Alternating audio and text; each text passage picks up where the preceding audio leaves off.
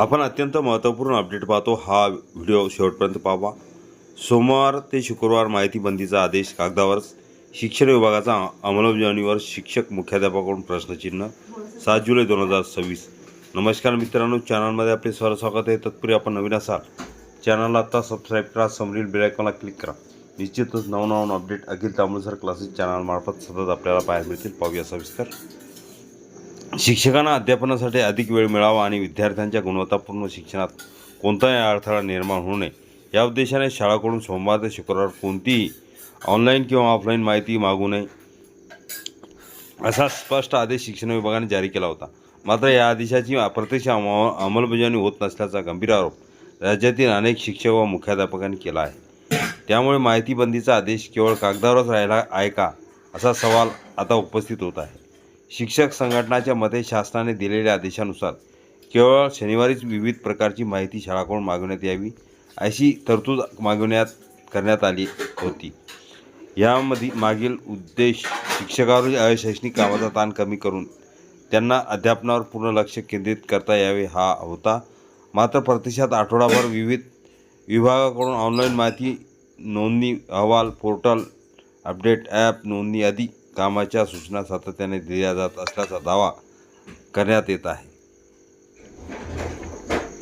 शिक्षकाच्या म्हणण्यानुसार 30 जून हा येत्या 1ली ते 10वीच्या विद्यार्थ्यांच्या डिजिटल नोंदणी आणि प्रमोशनची अंतिम मुदत असल्यामुळे मोठ्या प्रमाणात माहिती प्रणालीमध्ये भरावी लागली। याशिवाय माध्यमिक शिक्षण मंडळाच्या परीक्षा संदर्भातील विद्यार्थ्यांची माहिती महाराष्ट्र प्राथमिक शिक्षण परिषदेकडून दिव्यांग विद्यार्थ्यांबाबतची माहिती तसेच विविध प्रशासकीय अहवालही शाळांकडून मागवण्यात आले। मुंबई महानगरपालिकेच्या प्राथमिक शाळांमधील शिक्षकांना ही विनोबा भावे ॲप डाउनलोड करून त्यामध्ये नोंदणी करण्याच्या सूचना व्हॉट्सअपद्वारे देण्यात आल्याचा दावा काही शिक्षकांनी नाव न प्रसिद्ध करण्याच्या अटीवर केला आहे। त्यामुळे माहिती बंदीच्या आदेशाचा प्रत्यक्षात कोणताही परिणाम दिसत नसल्याचे त्यांचे म्हणणे आहे।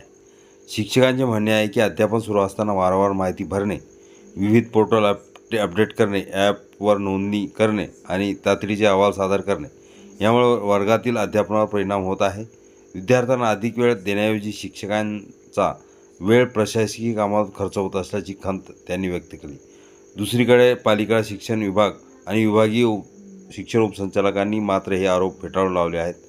त्यांच्या मते नियमित किंवा अत्यावश्यक स्वरूपाची माहिती आवश्यकतेनुसार मागवली जाते। विशेषतः मुदतीच्या कामामुळे काही माहिती मागवण्यात आली असली तरी माहिती बंदीच्या आदेशाने उल्लंघन करण्याचा हेतू नसल्याचे प्रशासनाचे म्हणणे आहे। दरम्यान शिक्षक संघटनांनी शासनाने स्वतः जारी केलेल्या आदेशाची काटेकोर अंमलबजावणी करावी, विविध विभागाकडून होणाऱ्या वारंवार माहिती मागवण्यावर नियंत्रण आणावे आणि शिक्षकांना अध्यापनासाठी अधिक वेळ उपलब्ध करून द्यावा अशी मागणी केली जात आहे। आदेश आणि प्रत्यक्ष कामकाजातील तफावत दूर करून शिक्षकांना अशैक्षणिक कामापासून दिलासा देण्याची अपेक्षा शिक्षक व मुख्याध्यापकाकडून व्यक्त केली जात आहे।